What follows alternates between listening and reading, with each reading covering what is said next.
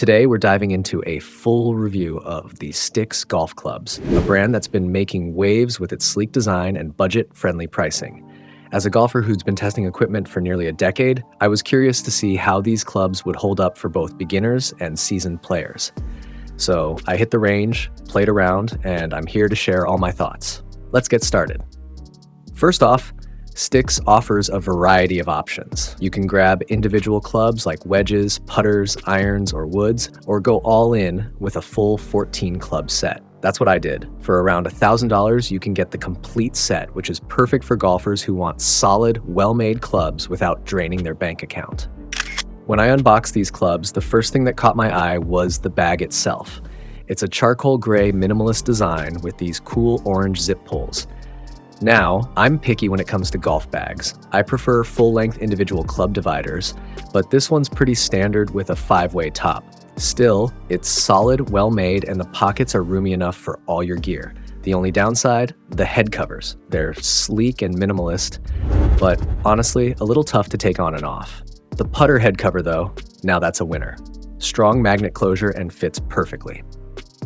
Now let's talk about performance. I'll start with the irons.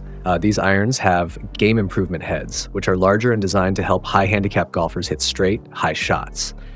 And they deliver. Even in windy conditions, I found myself constantly hitting my targets. They don't feel bulky either, and the matte black finish gives them a sleek, modern look. I was skeptical about the graphite shafts. I'm used to heavier steel shafts, but these performed way better than I expected.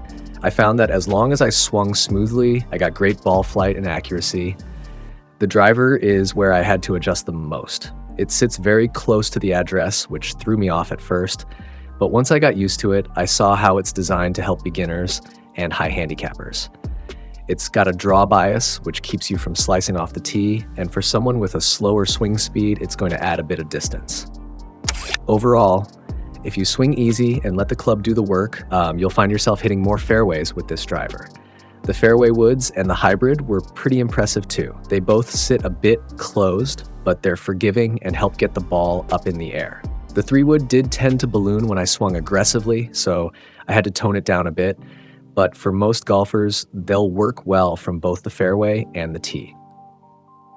Now, the wedges are where Stix might have missed their target audience a bit.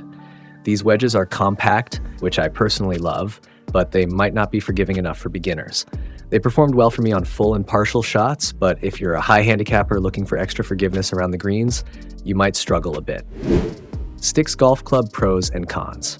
Pros: affordable, great value for money, especially for beginners. Forgiving, ideal for high handicap golfers due to larger heads and draw bias. Stylish, sleek design, and comfortable grip. Cons: wedges might not be forgiving enough for beginners. Head covers can be difficult to remove. So, how did the Stix clubs perform on the course? Honestly, I was pleasantly surprised. I shot an 83 during my first round, and I even birdied the opening hole.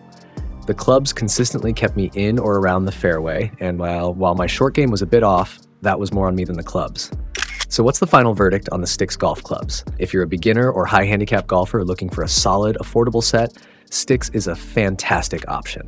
At around $71 to $83 per club, they're way more budget friendly than major brands, and they don't skimp on quality.